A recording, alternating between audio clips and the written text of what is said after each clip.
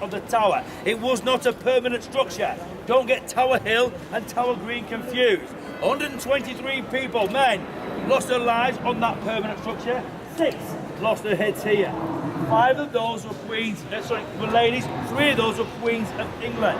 One man, Robert Devereux, 2nd Earl of Essex, great friend of Queen Elizabeth I. Now he foolishly gets caught up in a rebellion against the Queen. She finds out, it fails, and with a heavy heart, when she finds out that Robert Devereux is part of that, she has to sign his death warrant. But she grants him a private execution because they were such great friends. Who would like a friend like her, you do ask yourself. Now, getting your feel of the inner wall of the tower, I will point out a few of the buildings so you see why it's so important. In the far corner here, you've got a Tudor building. This is the most important, high status Tudor building still in existence today. This is the Queen's house. That is still a royal apartment. The whole complex is still a royal palace. Work began on that building in the year of 1533. It was a wedding present to Queen Anne Boleyn from King Henry VIII. Now, fortunately for that lady, she was finished before the building was. Lost her head here in 1536, that being finished in 1540. Many important people, excuse me, can you get off the grass please? Many important people have lived and have been held inside of that building over the centuries, and that's where Rudolf Hess was. Now, moving further round, you'll see this building here. This is the Chapel Royal of St. Peter at Vincula. I will talk about more of that when we do get inside, and I will explain how Queen Anne Boleyn actually lost her life here when we do get inside of that building. Moving further right, you've got this large building. This is the Waterloo Block. Now, it's called the Waterloo Block in honour of the constable of the town it was built, 1845, because that was the Duke of Wellington. He, of course, was the victor over Napoleon Bonaparte at the Battle of Waterloo in 1815. He laid the first foundation stone. That used to house over 1,000 soldiers.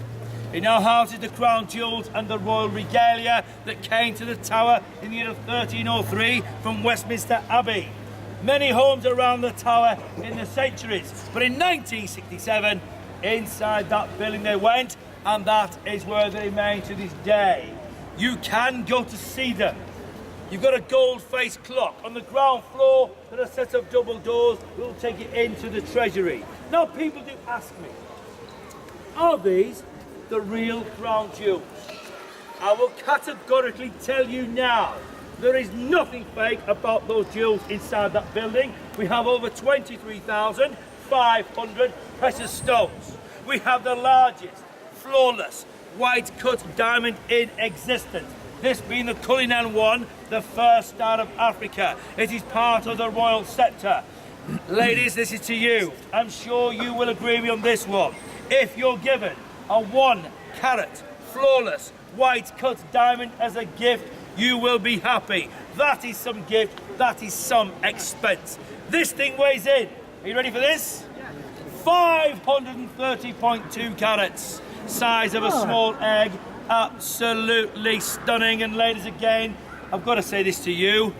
When you go inside of the jewel house, when you go inside the treasury and you find that royal scepter and you look at that diamond, please do not be tempted to raise your left hand and compare it with your engagement ring.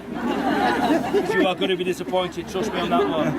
And of course, that niggling doubt comes to the fore of your mind. Yes, you're together with, maybe married, an absolute loser. Now, the reason here, ladies and gents, is the centre.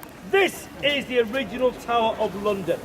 This is William the Conqueror's Norman Keep, and work began on that in the year of 1078, finished in 1098. It was the seat of power for all the kings and queens of England for over 500 years. The royal family, they lived on the top floor. Middle floor was for knights and their good ladies. Lower floor here was for servants and soldiers. Now we do have another floor. This in those days was below ground level. The walls at the bottom, they are 15 feet thick, at the top only 11 feet thick. Now the reason, that is where the torture chamber would have been. And of course this is the dark. It was an evil place. The torturers were skilled men.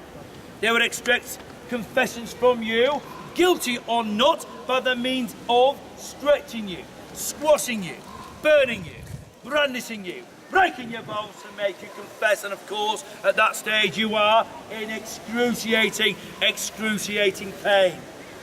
And your screams of mercy would not be heard on the top floor by the royal family.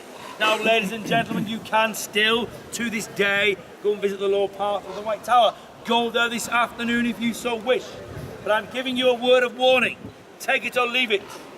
One of you, some of you, may well have a little bit of an experience when you go down there. You may well get from one of those dark, dank corners an outpouring of emotion, a scream of pain. Because, ladies and gentlemen, today it's a gift shop.